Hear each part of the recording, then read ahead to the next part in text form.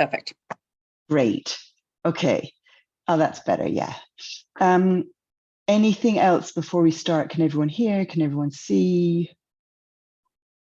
Mm-hmm. Brilliant. Fantastic. Okay.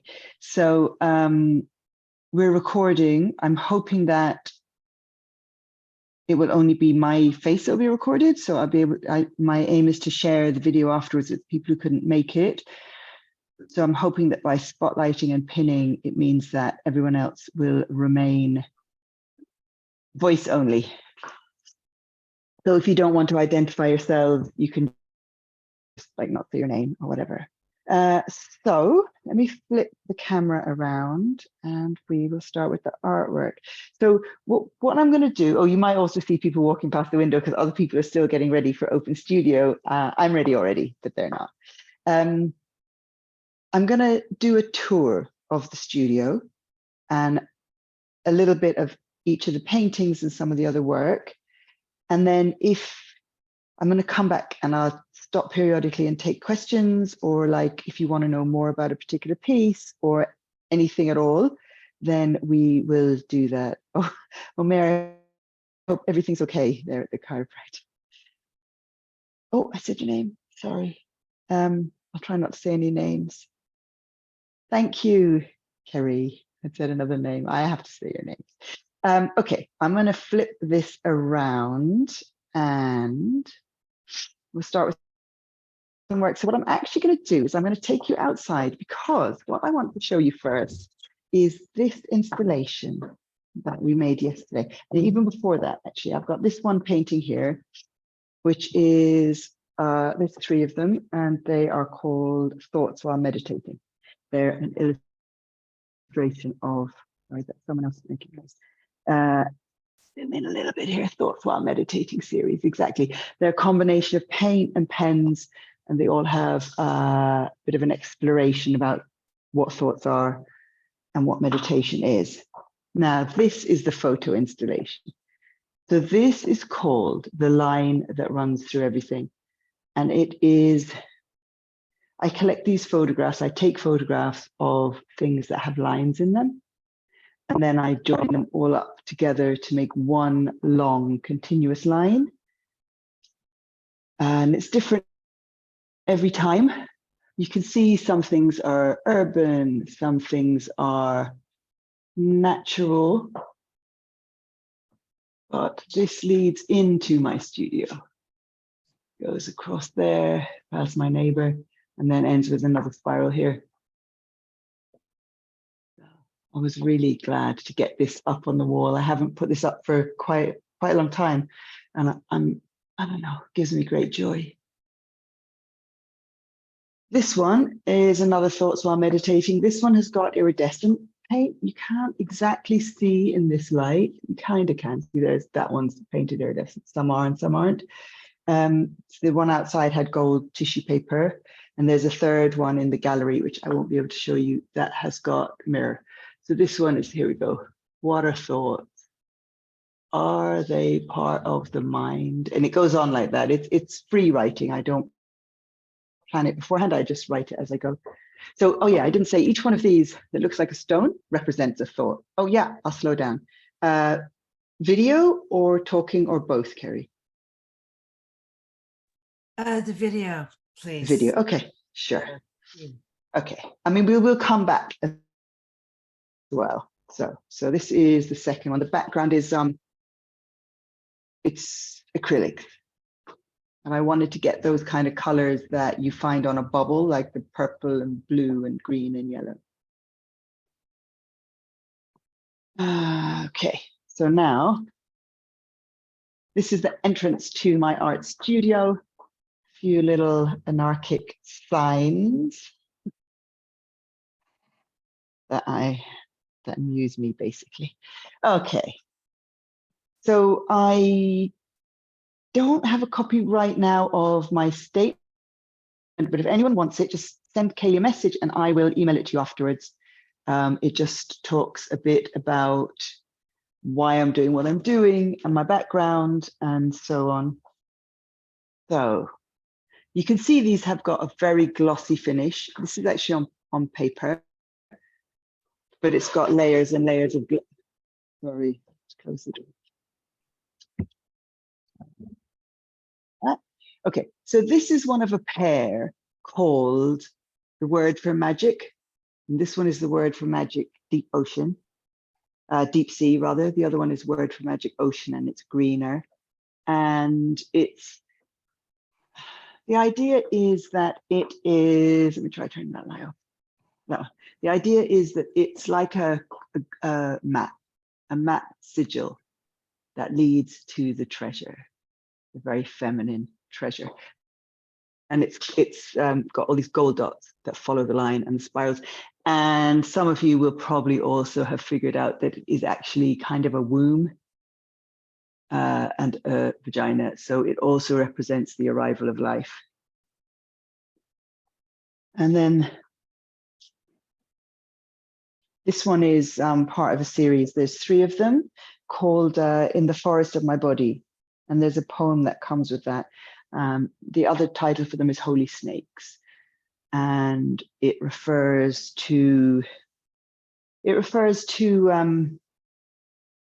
way our witchiness retreated underground and into our bodies for centuries and even millennia. And one of them is called The Bite That Awakens, one is called The Whisper of Witches, and one is called Serpents Rise. This one is Serpents Rise. This one is on paper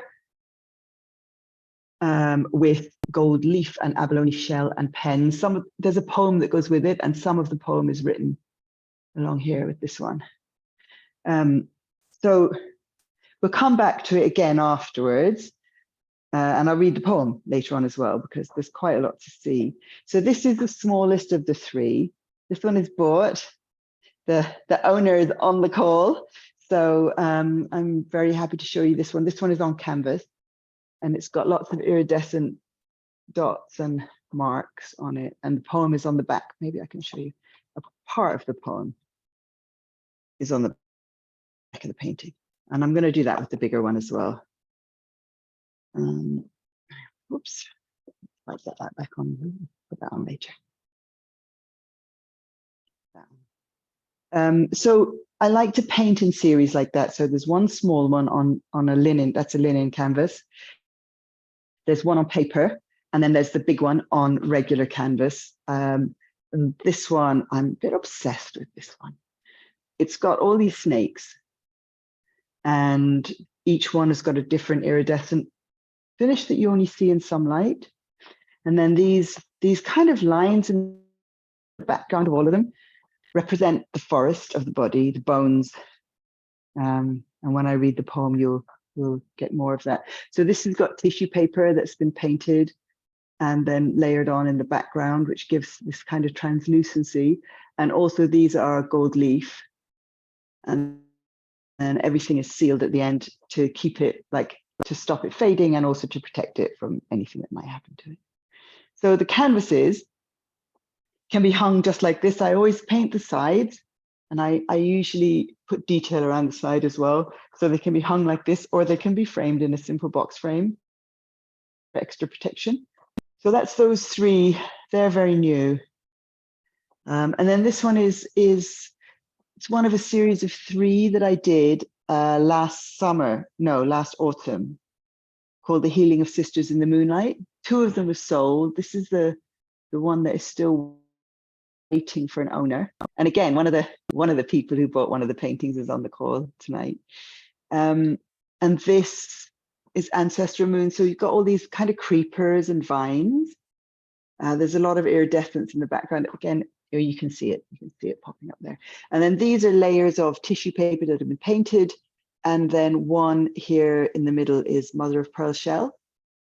So there's a lot of texture on this as well.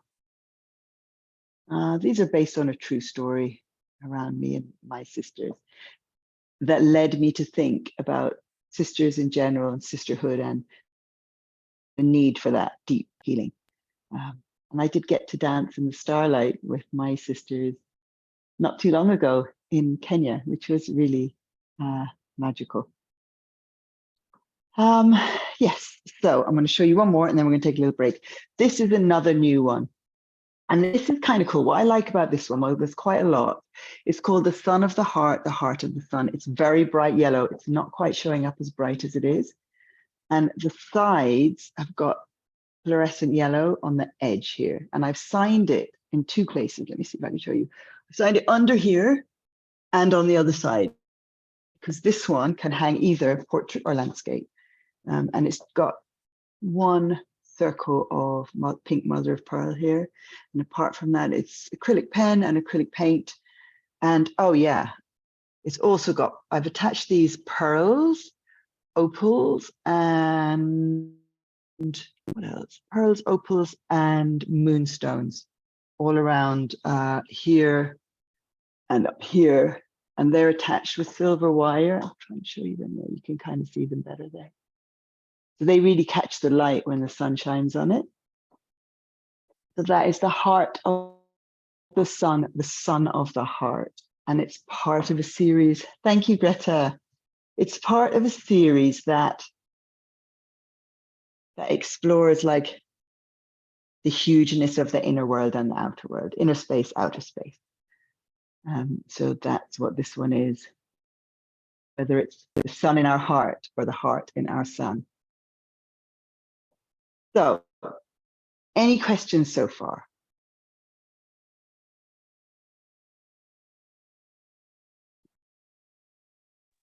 No questions, Joe, but they are absolutely beautiful. Just pretty. I can't wait for that poem. Thank you, Sal. Well, shall I read it now? It's quite a short poem. Why don't I read it now while we're in this section? I won't complain. Okay, so I'm going to try and focus on it here as well. It's a bit shiny. It's called In the Forest of My Body. In the forest of my body, bones grow like birches, a grove of calcium, living marrow at their hearts. In the forest of my body, bones grow like birches.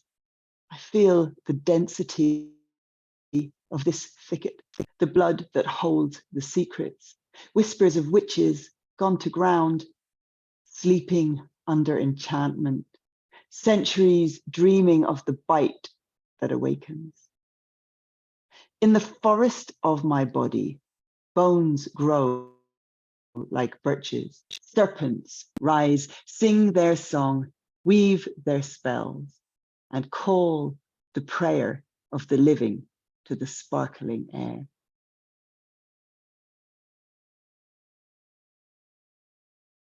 So the thing that really sparked these paintings and the other paintings you'll see in a while called Adventures in the Underworld is that last year, or maybe it was the year before, Ireland gave St. Brigit her day. So before that, St. Patrick had his day. And a lot of people think St. Patrick's Day is a day to celebrate being Irish. But it's not. It's a day to celebrate the colonizing of the goddess and the pagans by Christianity. So I don't celebrate it. I don't mind if others do. And there's this myth that St. Patrick chased the snakes out of Ireland. We know there was actually never any snakes in Ireland. They didn't reach that far because Ireland had already separated from the rest of Europe. But the pre-Christians in Ireland did use snake imagery because they came from other parts. They came through Britain and Europe. And actually, I believe those people originally came across from like the Indo-European zone. And so in the Celtic symbolism, you find snakes like these. So these ones refer very much to the Celtic symbolism of the snake. And in this one, again, you find the reference to the planets and the moons, which seems to show up a lot in my work nowadays.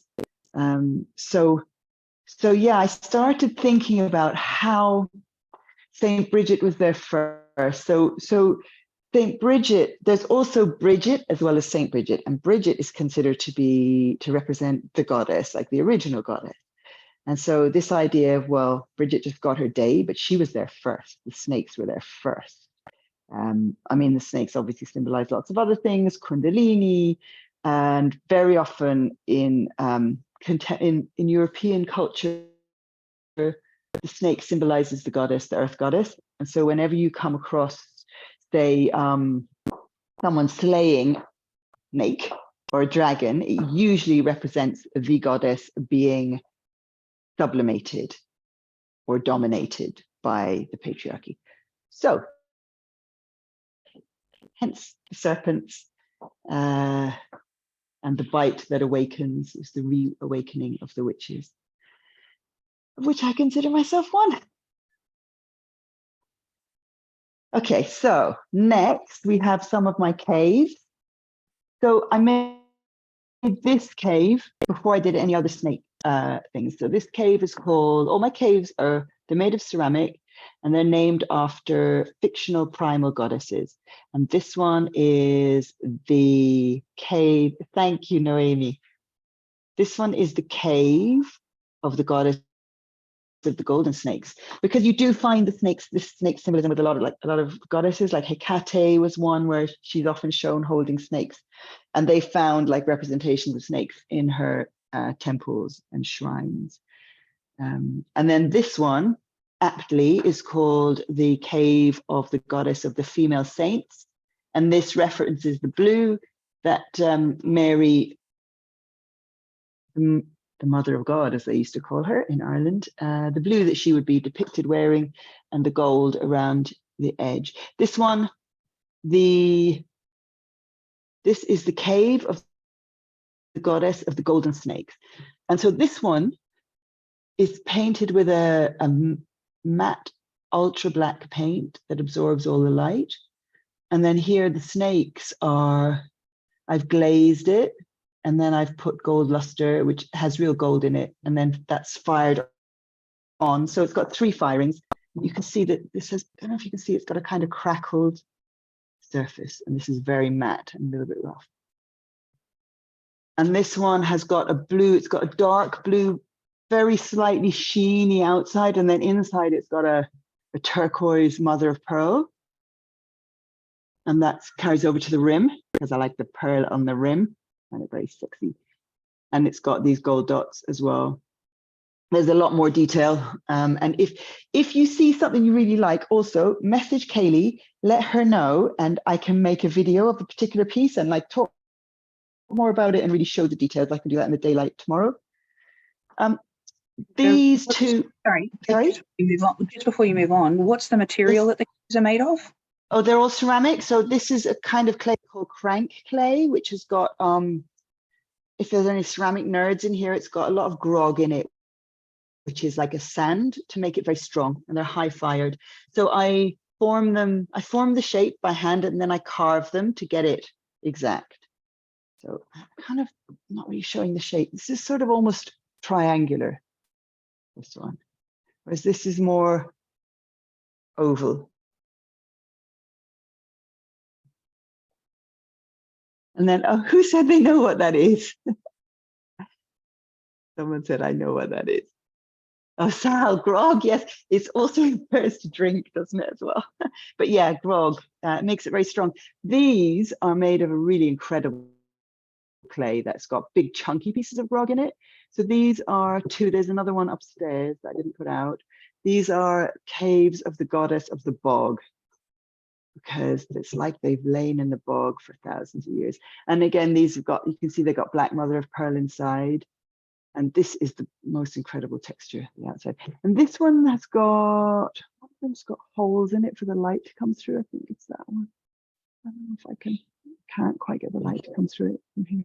So there's 2 of those there. So these are like embedded caves. You've got the cave at the back, and then you've got this kind of wall at the front.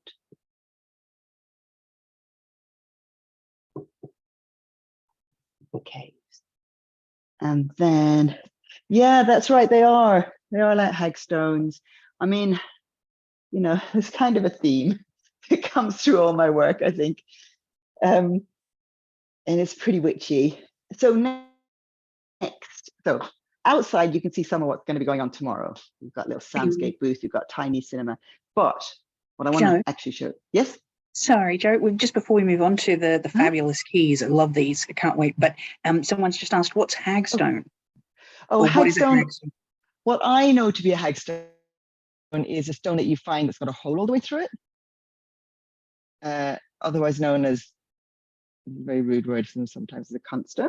But a hagstone, yeah, it's like a magic stone. Is that what you meant by them, Kerry? That's what I know them as. Yes, really related to witches and goddesses and crones. Yeah, exactly. So it's when you find a stone that's got a hole right through the middle. Good to use in your spell making. So, okay, so I've got 1, 2, 3, 4, I've got 5 keys. There were more, but a lot of them have sold, and they're very, very detailed. So they all are different. They're called keys to the Queendom, and they each are a different key. This one is curiosity. So this is rather large. It's bright iridescent green like a beetle. And then it's got a lot of detail. I like to stick things on them as well. So these have got little plastic gems, eco glitter. So the plastic gems that I use are always reused, and the sequins, I don't buy them. I like to reuse stuff and find stuff. So yeah, it's paints, pens, and other stick-on stuff. There's a lot of detail you can see again.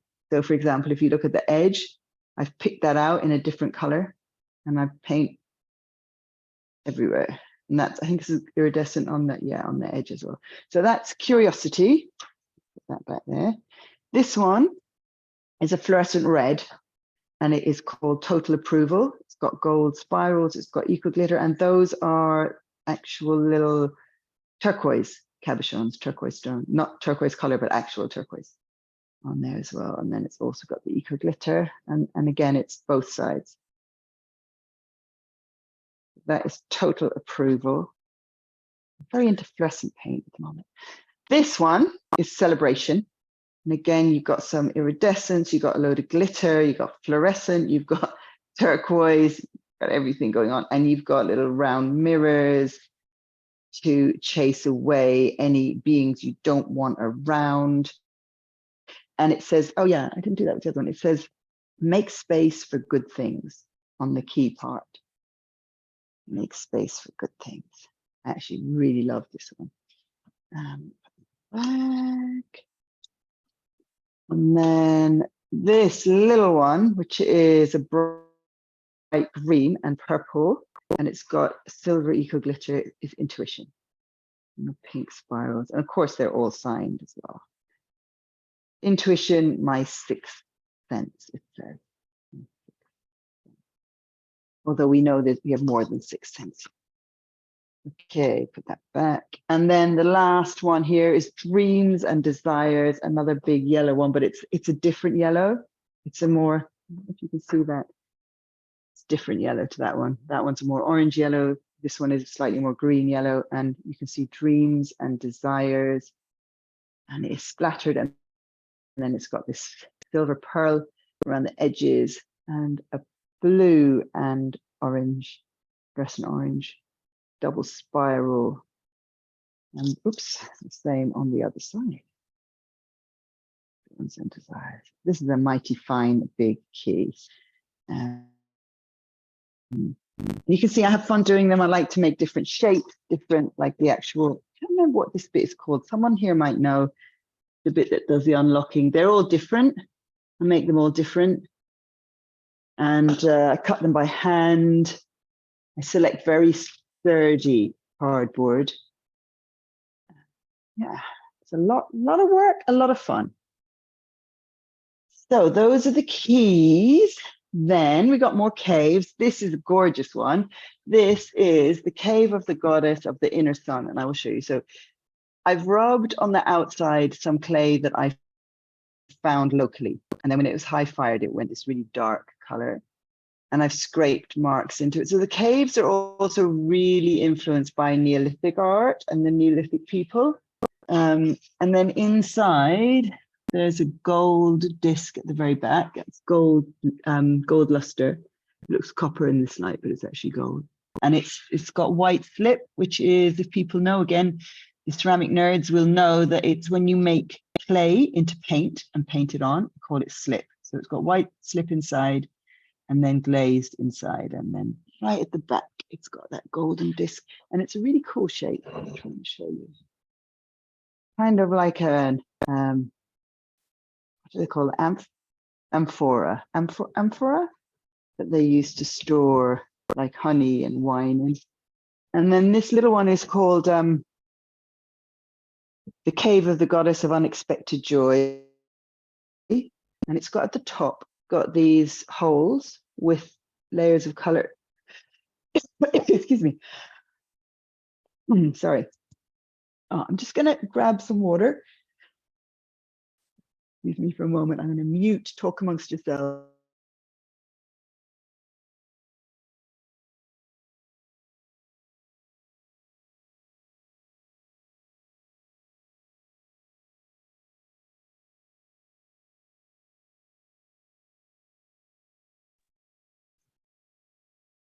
Picked up a lot of dust in here today. So this is dark blue, and it has perluster inside, mother perluster inside as well.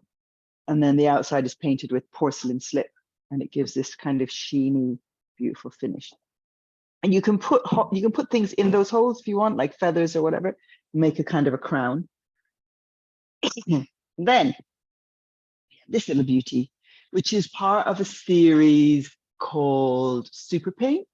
The biggest one of these has also been sold, and the owner of that painting is also on this call. I'm very glad to say. So this is like a little sister called the Queen of Delight. And the Super Pink paintings, I've got a little blurb here. The Super Pink paintings explore what it takes for a woman to release shame in her experience of herself, and the difference between being defined by how she's seen rather than her own felt experience. They're intended to increase joy, embodiment, and orgasmic energy. So this one has got mother of pearl. It's got cardboard that's been painted. This has been painted with mirror paints, it's painted with gold and then pens. It's got these like crystals, Swarovski crystals, and then it has a very glossy, lush finish. It's much brighter than it looks because it's getting dark here. We're losing a little bit of that. Then this big, gorgeous beauty is called God Creating Herself, or the beginning of everything, cosmic ovum. Because as we know, the original life was not binary, it was not male or female, and it created itself, and then it recreated itself, and it recreated itself, and eventually the Y chromosome arrived. So this is like, this was the first one I did that was really way out in the cosmos. And it also represents Earth herself. Again, you can't see all the iridescence because of the light. You can see some of it when I go at an angle like this. There's so much depth and layers in this. This is tissue paper that's been painted and stuck on, quite a few layers, which gives it texture. And here also is tissue paper, 3 discs, one on top of the other. So that's part of the Female Cosmology series and also part of the Inner Space, Outer Space series. And here's another one. This is recent. This is called Sometimes the Galaxy is Red. And it refers to the outer space and the planets and the galaxy and the hugeness, but also our inner space, our blood, the amazing things that our blood does, that it like all the different components of the blood. And so I don't know how far I can go in. There's a lot of glitter on this. There's gold leaf. There's little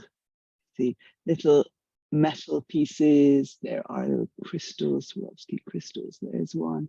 A lot of these are tissue paper that have been painted. This is mother of pearl shell. This is abalone. This is abalone.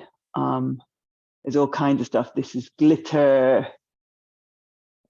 There's pens, and then there's layers and layers of this really beautiful rich glaze that makes it super glossy. You can see that there.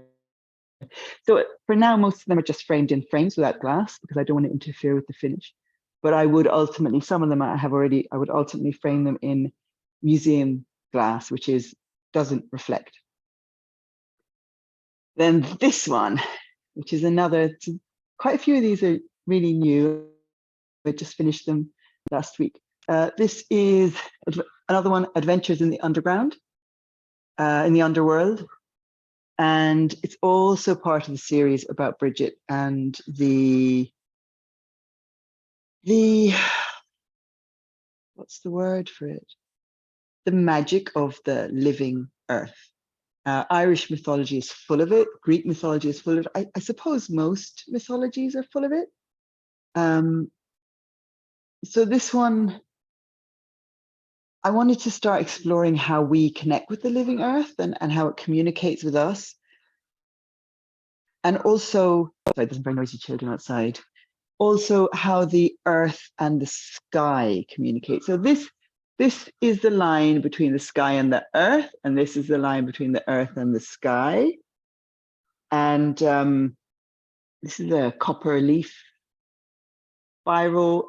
And then we've got, these are all abalone, these discs. And then we've got tissue paper, iridescent painted tissue paper running down one side. And I've attached silver beads, jasper, lapis lazuli. Down here, we've got labradorite on the bottom half, and the top half is garnets and cut labradorite. And do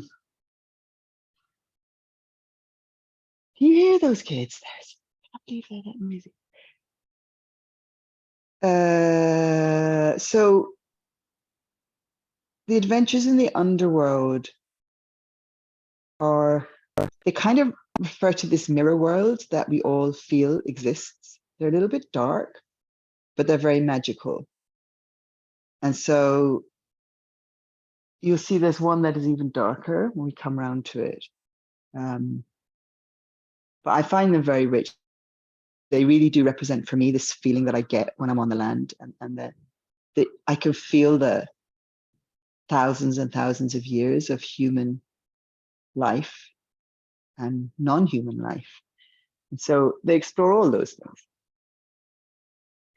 Before I carry on, are there any more questions? No I'm really question? curious. Oh, sorry. Go for it, Gabby. No, I was just curious. Like, there's a lot of detail and work that goes into this. About how long does something this size take you? Yeah, good question.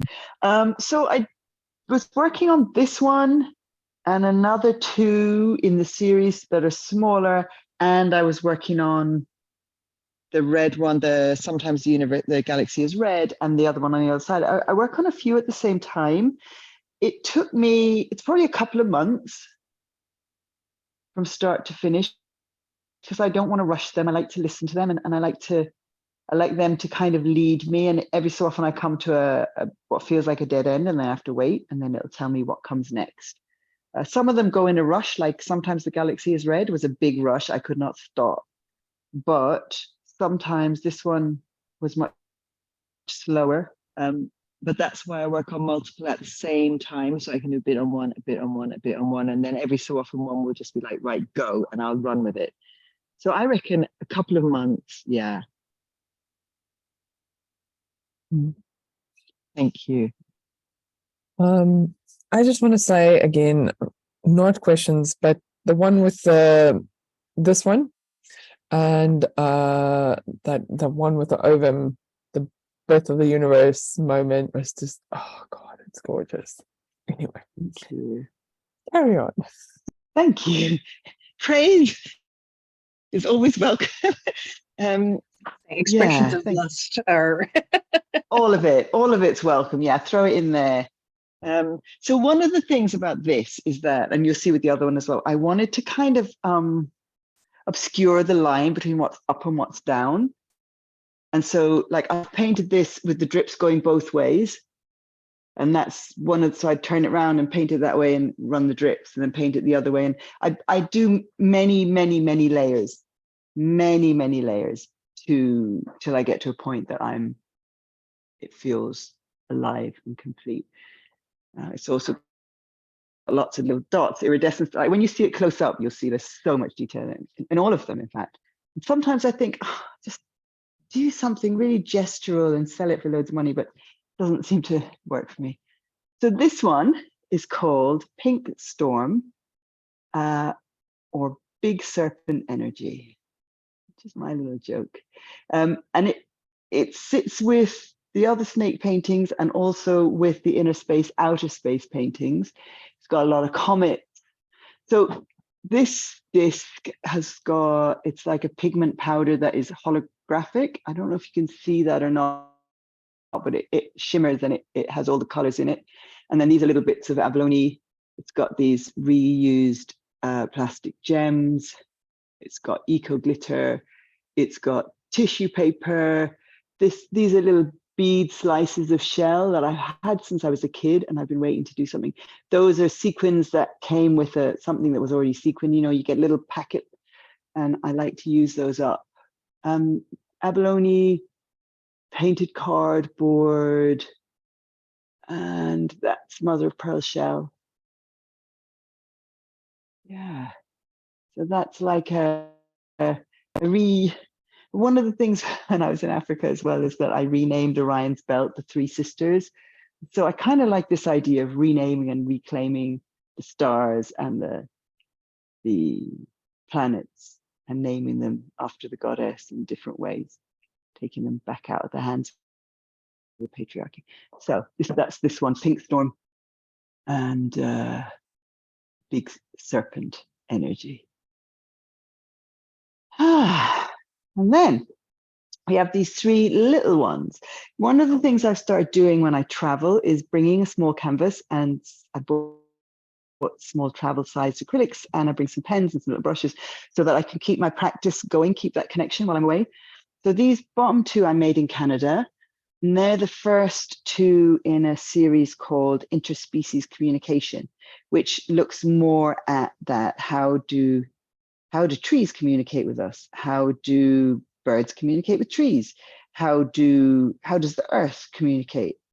So starting to think about things like microorganisms, fungi, electromagnetic fields, all kinds of things like that. And these all have writing on them. So the writing is part of it. Again, it's free form. They're free form thoughts, a bit like the thoughts while meditating. But each kind of circle is a thought to do with this topic. I do books as well like this with free form writing, and yeah, it's a way of kind of meditating on the topic. So that's the first one of interspecies communication. This one, the writing follows the kind of electromagnetic lines instead of following the organisms, the circular organisms. And again, it's the same kind of thing. This one is actually full of questions to trigger meditations. And then these are tissue paper that have been collaged on these kind of dots and painted. And this has got iridescent paint. Both of them have iridescent paint. And the one at the top, it's quite hard to get that high, is looking again at this. It was one of the ones I did with the Adventures in the Underworld.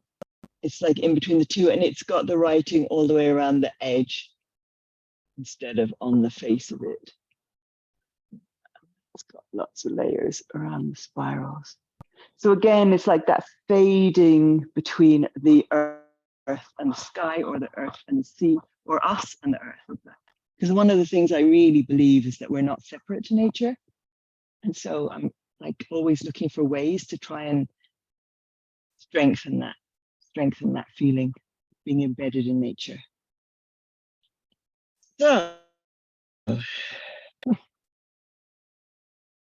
these are bowls, I call them lava bowls. They're that amazing black clay again. And then inside they're mother of pearl. They're painted with white, with a porcelain slip. And they've got, you can see they got spiral. Yeah, you can see that. They're very cool. They look extremely delicate, but they're super heavy. They're actually very, very heavy. And the last two of those. Then we have another cave. This is the cave of goddess of hidden treasure, because inside there's these porcelain gems that I made that are They've all got mother of pearl luster on them, different colors. And then it's this black, really beautifully textured clay again. And that's a really cool shape, this one. It just rests on that part there. And this one is the cave of the goddess of electricity, because inside she is copper. All copper inside, and really glows when the light hits her. Oops. And then flipping around, the wall has got layers of different glaze and different slip, and you can see I've scraped it back and I've rubbed it in, and there's a lot of texture. And then the back has got this local clay again that's been painted on, and it's got this very dark color. So Jo, there's a question about Yes. how you've applied, like how do you apply the mother of pearl to the interior of the bowl or the copper inside the cave? So what you do is, so I make the piece. So in this case, I've made the round shape, and I've made the kind of wall, which you can see probably is sort of tapered to the back. So this is flat and the front bevel's round. I've attached them together, which actually is quite tricky, and it's actually very round, this one. So I've attached them together. Then you fire it once, which is called a bisque or a biscuit firing, quite a low temperature. Then you apply the glazes and you fire it again at a high temperature, and the glaze fuses to the surface. So in this case, in fact, in all cases, I glaze the inside with a very shiny, clear glaze. Then you paint on the luster, and then you paint it, you fire it again at low temperature. And so copper luster has got copper in it, gold luster's got gold in it, platinum luster's got platinum in it, and then the mother of pearl doesn't have shell in it, but I don't know what it is. But so you have to paint it on and then fire it again, and then that fuses to the surface of the glaze. And it's the shininess of the glaze that gives the shininess of the luster. So if you paint it over a matte surface, you still get gold, but it's like matte. Does that answer your question? Thank you. Thank you. Yes. Thank you. I Yes, love it the does. questions. Say that again.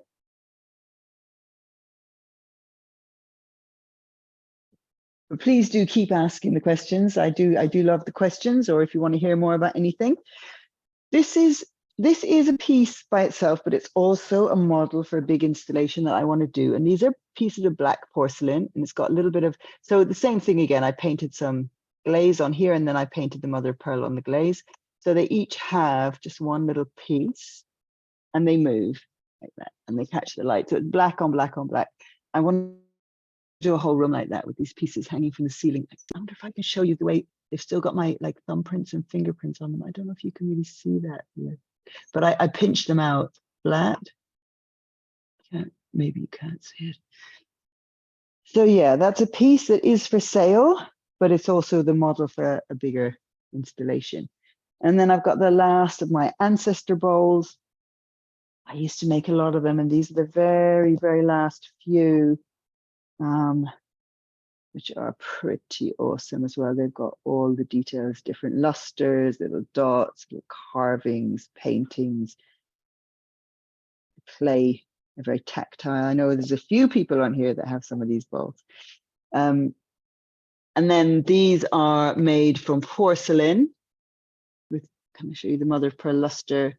There, you can actually see through these to the light. I wonder if this, no, it's not bright enough light out there.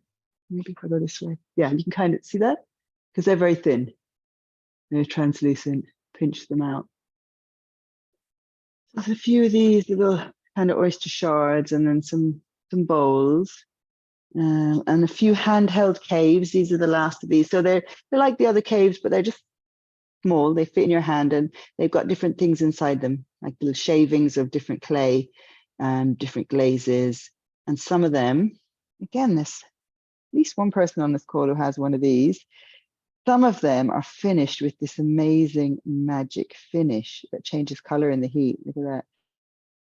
And it'll go all the way through. It'll appear, and eventually, the hotter it gets, it will go all the way through to purple. Does that particular one have a name?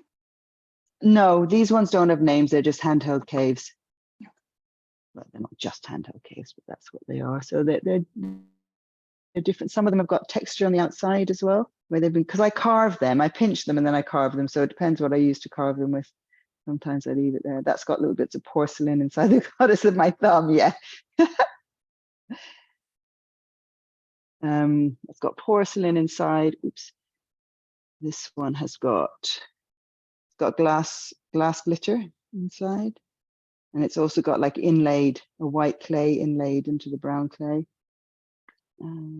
This one has got a bit of mirror paint on the rim, and then it's got the ultra black paint inside. Oh, and it's also got a price, and it's got, you can see it's got the porcelain laid into it as well. And that one's also got the glass glitter. And this one is glow in the dark. Hang on. See that inside? I don't know if you can really see that, but it's got the luminous inside. A bit obsessed with luminescence as well. What else? Oh, we got these paintings on porcelain. There's quite a few of these painted ceilings. You got to name these for me. These are follow the life force paintings. These were when I first stopped my porcelain design business. First thing I did with these. And so I was still working in slabs. I would hand cut them though, instead of making, because I used to make like Christmas decorations and wedding favors and tiles and stuff like that. And I would paint them, everyone different, and listen to music and go into different kinds of meditation. So there's loads of different ones. They're very cool.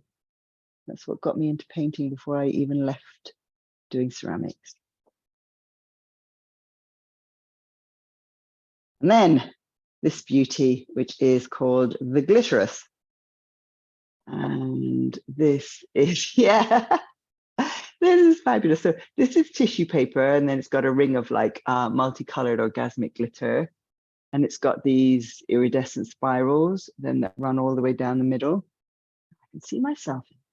And then these are tissue paper again, and more iridescent metallic paint. And then here you can see it's 2 different colors, and then this is a different finish, and then you've got 2 or 3 different layers. And then I've painted the outer lips in the glossy glaze and the inner part, and then this is in a matte. And actually, it's amazing that this and this is exactly the same. The only difference is that this has got the shiny finish and this has got the matte finish. Apart from that, it's exactly the same, but it looks completely different.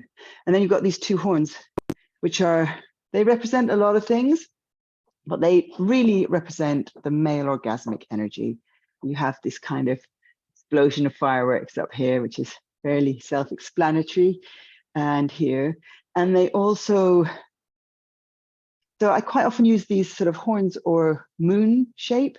They represent the moon, they represent the goddess, but they also in this case represent the male pagan god.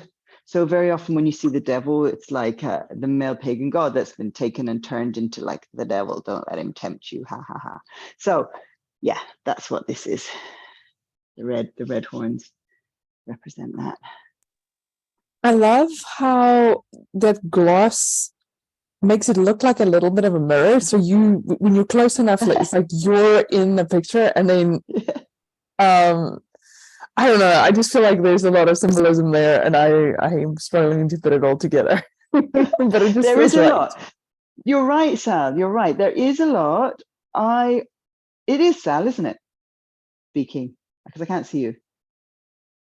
Yes. Yes. Just wanted to be double sure. I was 99% sure, but then I thought, don't want to be.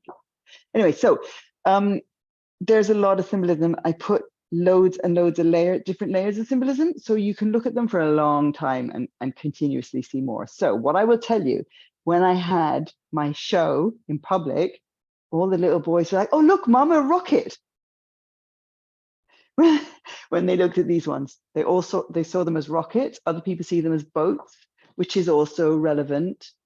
They're like a Celtic boat, the ancient boats. There's a lot of symbolism in them. And I do that on purpose. I don't like to tie it down too much, I want people to be able to create their own narrative around them. And now we have, so this is another one of the Magic Vulva paintings. It was originally called Pearl, but I have changed the name to, it's one of the Super Pink. I Can't Be Contained, otherwise known as Taking Up Space, because she does this. Goes all the way around at the bottom and all the way around. I don't know if you can see that or not because I can't. At the top. So she did not want to stay in the middle of the canvas. And then this is a big, huge pearl here. And this one's got like rows and rows and rows of colors. Did anyone, when they were kids, have those gobstoppers, those sweets that just like had layers and layers and layers of color and everything? Every time you took them out of your mouth, it was another color. Yeah. I think they got banned in the 80s, but yeah. Someone said yes. I used to love them. And this is a bit like that. Jawbreakers, yeah. Yeah, I'm pretty sure they got banned. I'm sure they were like really dangerous for kids. But this is a bit like that. It's the idea that like multi-layered, we're multi-layered. And some days we want to hear and some days we want to hear. And then if we're lucky, we go here. So yeah, multi-layered. And then this part, the outside is a really deep purple. And then these are different colors of iridescence of sort of energy, I guess, flowing down, flowing up. And this one is another one of the adventures in the underworld. So again, it's like this blurring of what's the ground and what's the sky. Excuse me. It's on paper, and it's glazed as well, but it's got a matte finish rather than the glossy finish. So you can see there's a lot of detail, like all of them. I really love this one.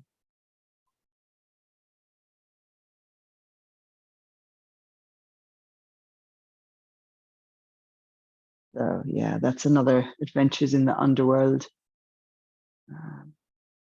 Brigit was here first. So I sell them, like if they're framed, people can buy them, they can just have the frame's included, or they can come out of the frame and be like sent as paper, you know, and then they can be framed. Again, on arrival, this one is called I Get My Energy Straight from the Sun. And this is one I did when I first moved into the studio, but I really like it with the other Adventures in the Underworld. It's a kind of internal mirror world. So this is the sun, but it's in the ocean and it's dark. And so these, whenever you find these in my painting, they refer to money energy. So these are coming down. And down here we have this dark sea and the sun. And the background is really, really rich. It's quite hard to show you because of the shininess. It's very shiny. It's on paper, but it's got layers in it. It's very thick paper and it's got layers and layers of varnish on the surface, but you can kind of see some of these colors. It's got like oranges, blues, purples, almost black, but not quite. And then kind of going up to purple here again. So yeah, and this is tissue paper that has been painted and torn up and stuck on, layered on to make the sea. So that is called I Get My Energy Straight from the Sun, which came to me in meditation, the name. I don't know why. I had to go out and lie in the sun and expose my belly button. Anyway, then I painted this. And that is actually all the paintings that I have up, all the sculptures. Oh, no, this one thing I didn't show you. I didn't show you these. These are the tiniest pots that I've made. This one is porcelain. So I made them originally. They were I made these tiny installations of found objects, stones, bits of moss, and so on, little feathers and butterfly wings. And I would put one of these with them. See, they're carved with a scalpel on the outside. And I just put my finger on the inside. So they're black porcelain and white porcelain, and then they're painted with mother of pearl in different slips. But you might enjoy seeing those tiny, tiny, tiny bowls. That's pretty much it. Is there anything you'd like to see again, ask more about, find out more about?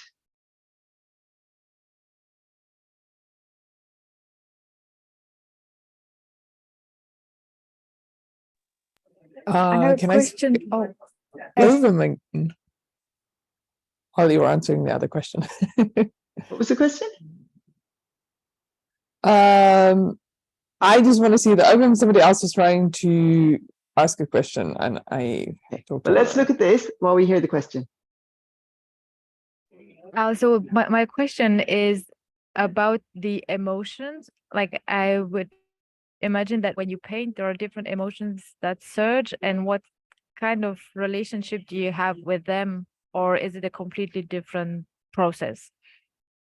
That's a really good question. And actually, yes, and it really depends. So this one, when I started painting it, I was feeling a bit tender, and I just wanted to, I had this feeling to like, what is the kindest painting I can do?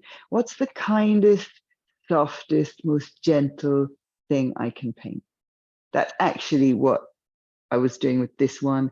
And I really tried to feel into that the whole way through and like hold that feeling in my body while I was painting it. So yes, that really is like the emotion, the feeling is very much an instigator of the painting and of the piece. So this one, these ones, the antidote to shame, the feeling was this really like embodied orgasmic energy where there is no self-consciousness. So that's the feeling that was behind those. And then this one, it's the feeling that I get when I go to the stone circles and I communicate with the earth and the, I'm going to sound like a crazy woman, and the leprechauns and the elementals and the fairies and the ancient people that used to live on the land and went underground, or so the myths say. So yeah, the feeling is really, really important actually while I'm painting. And Jo, could you go to the large red snake painting again? Yes, this one. Yeah.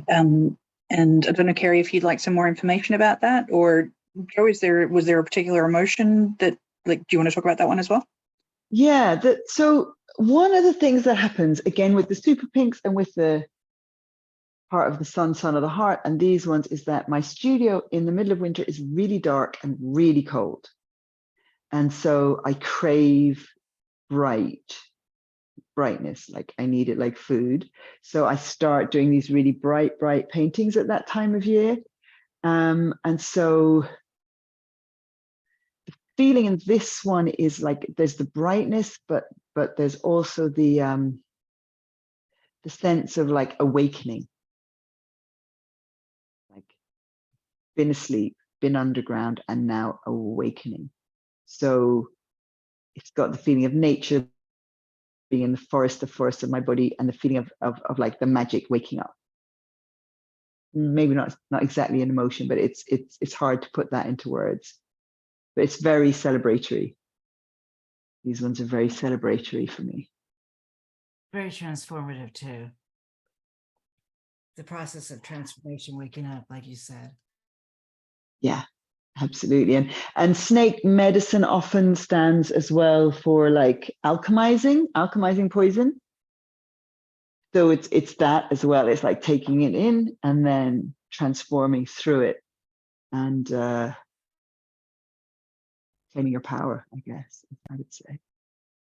Reclaiming, maybe. Doesn't look so big on there, but it's really pretty big. I go all the way back to show you, but it's pretty big. Maybe I can, hang on. Do you know what I can do? Let me swap the camera. That's how big it is. I'm going to owe you money for the rest of my life, Jo. We can work something out. I'm not going to stop making them. So again, the size, I'm not right against it, but this one is also, it's about the same size as the snakes.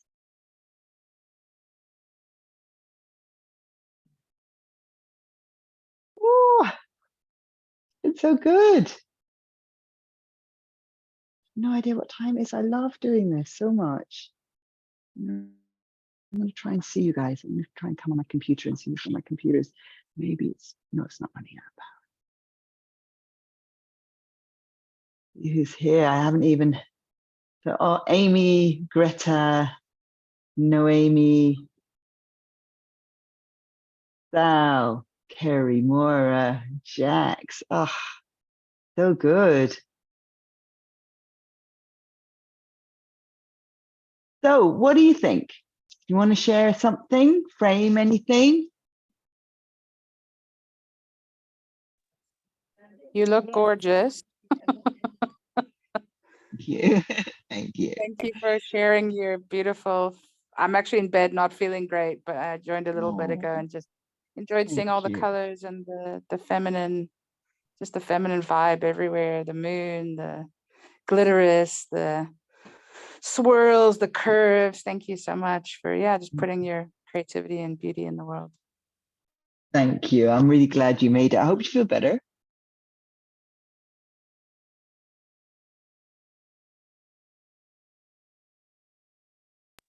Thanks, Joe.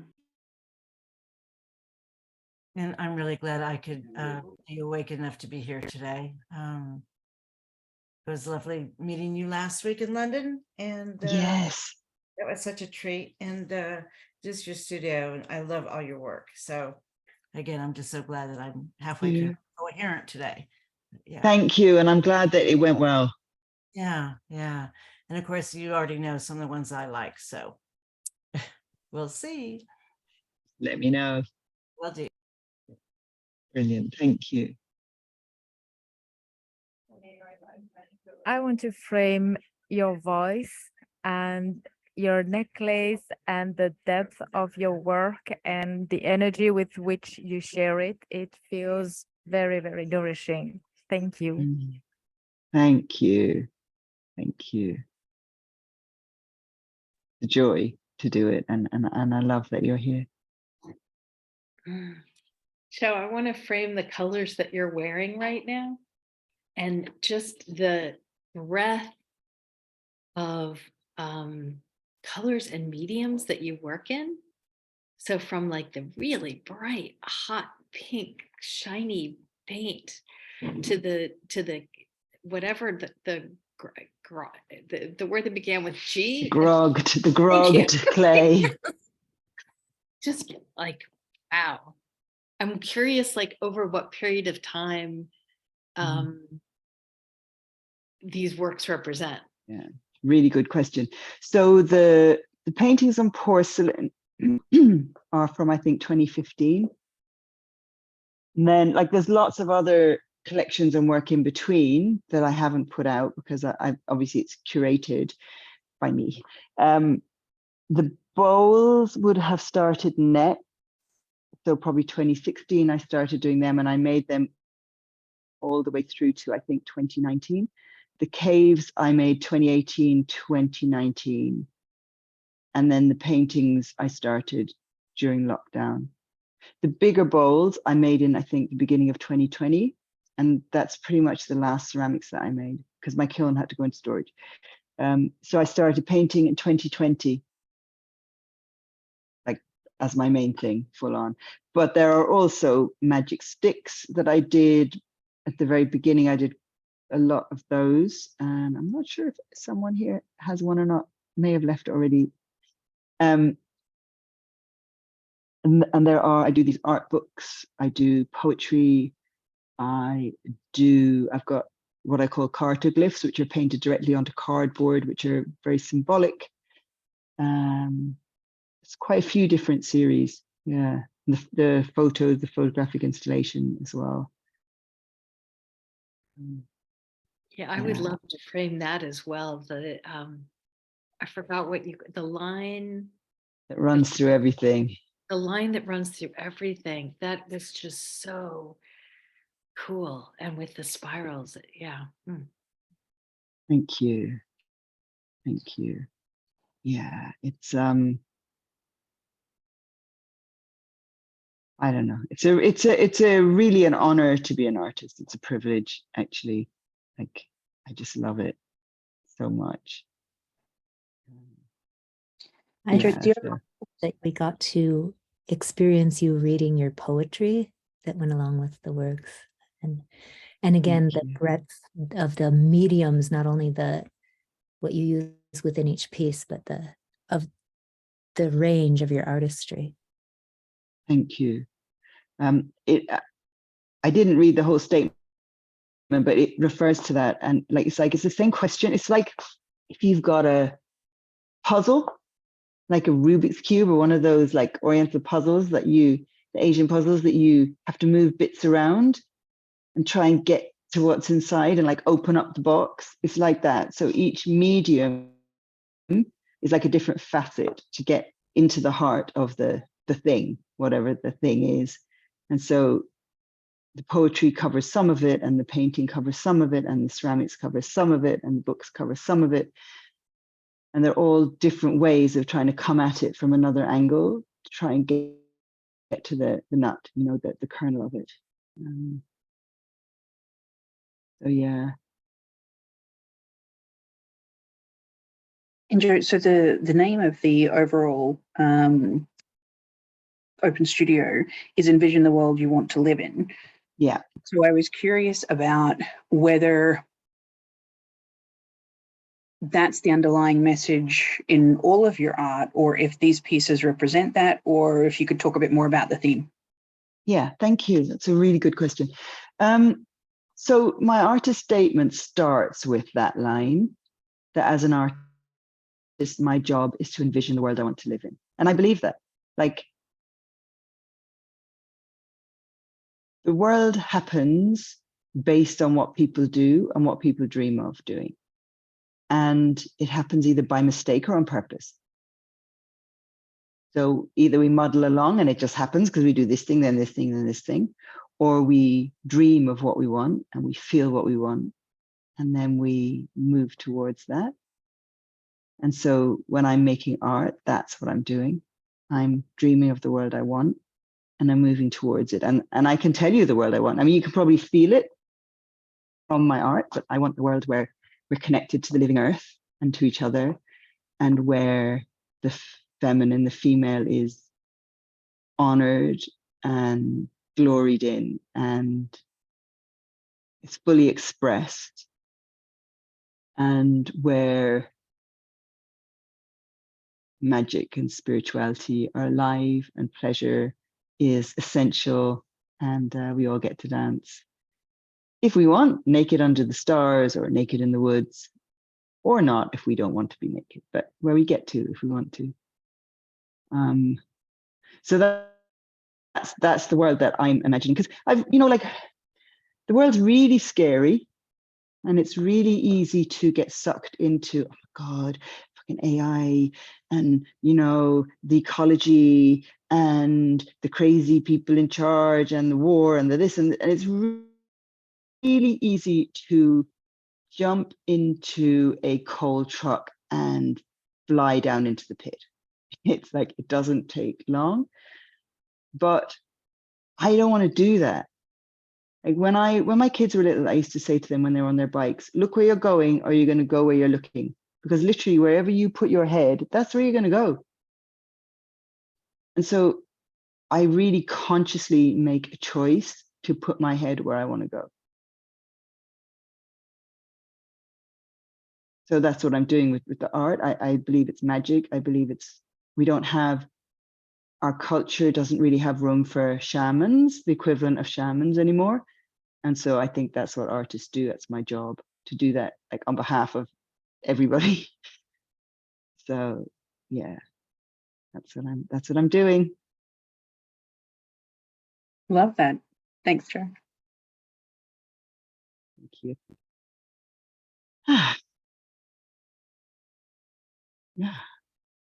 Yeah, Kaylee, thank you so much. You've been amazing holding it down and giving all the info, and just like marvelous. And I want to thank everyone that came. Like, it's really a pleasure for me and an honor to be able to talk about my work. And I'm going to apologize again for being late. That was not my intention, but it went off swimmingly. Brilliant. Okay, Thank you, you Joe. very Thank you so much. That was just awesome. Love you, Joe. And you look Thank absolutely you. gorgeous. Thank you. Let me know, or KP know, let Kaylee know if you see something you like. If you're not on my mailing list, get on my mailing list. And I'm pretty sure that Kaylee has got everyone's name, and I'm going to send everyone the meditation to say thank you. The Envisioning the World You Want meditation that I recorded for you today.